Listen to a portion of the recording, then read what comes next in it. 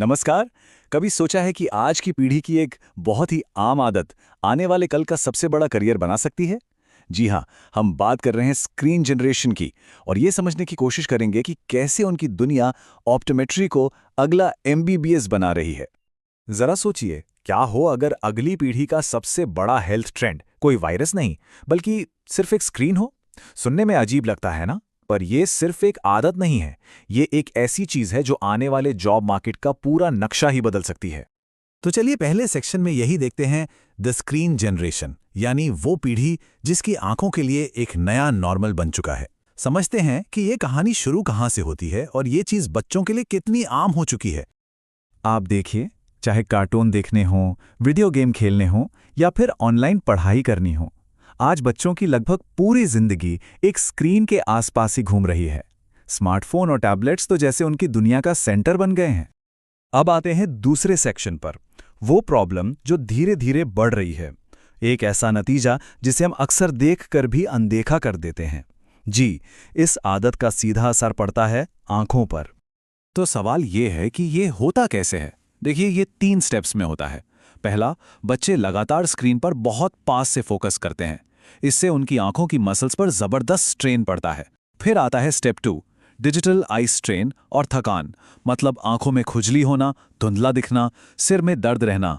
और आखिर में अगर ये चलता रहा तो यही आदत आंखों की परमानेंट प्रॉब्लम्स की वजह बन जाती है।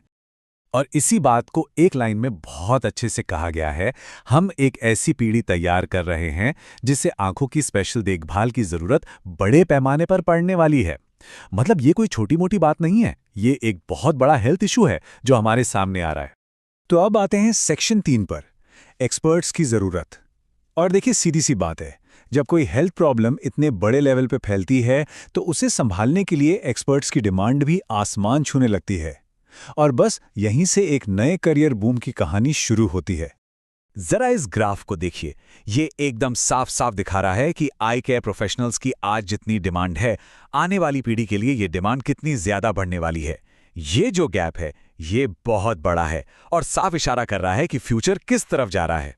तो ये जो इतनी बड़ी डिमांड है, ये सीधे सीधे एक खास करियर की तरफ इशारा कर रही है। और वो करियर है सेक्शन 4, बी ऑप्टम डिग्री, इस प्रॉब्लम का सीधा जवाब।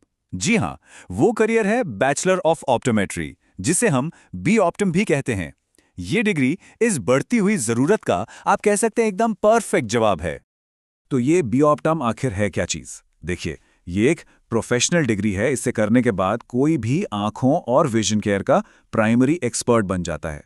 मतलब ये वो लोग हैं जो हमारी आंखों के लिए फर्स्ट लाइन ऑफ डिफेंस होते हैं। अब एक ऑप्टोमेट्रिस्ट करता क्या है?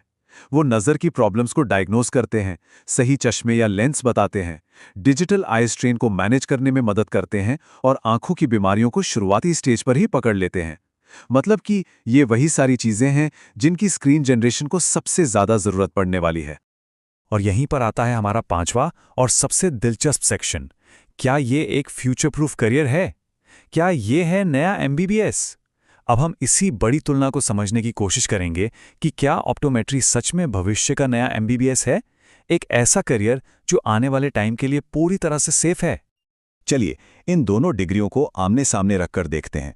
एमबीबीएस को ड्राइव करती है जनरल हेल्थ और बीमारियां, वहीं बी ऑप्टम को ड्राइव कर रहा है आंखों का स्वास्थ्य और स्क्रीन का असर। एमबीबीएस की डिमांड तो हमेशा से हाई रही है, लेकिन बी ऑप्टम की डिमांड में एक जबरदस्त उछाल देखने को मिल रहा है।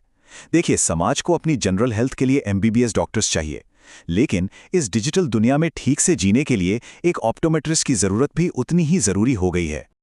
तो सबसे बड़ी बात यहां पर यह है कि ये एक ऐसा करियर है जो हमारे जीने के तरीके में आए एक परमानेंट बदलाव से जुड़ा है। सीधी सी बात है, जब तक हमारी जिंदगी में स्क्रीन्स रहेंगी, इस करियर की डिमांड भी हमेशा बनी रहेगी। और आखिर में एक सवाल जो हमें सोचना चाहिए, जैसे जैसे टेक्नोलॉजी हमारे शरीर को बदल रही है, हमारे करियर चॉइसेस को इसके हिसाब से कैसे बदलना होगा? ये सिर्फ आंखों की बात नहीं है, ये बात है भविष्य में काम करने के तरीके को समझने की।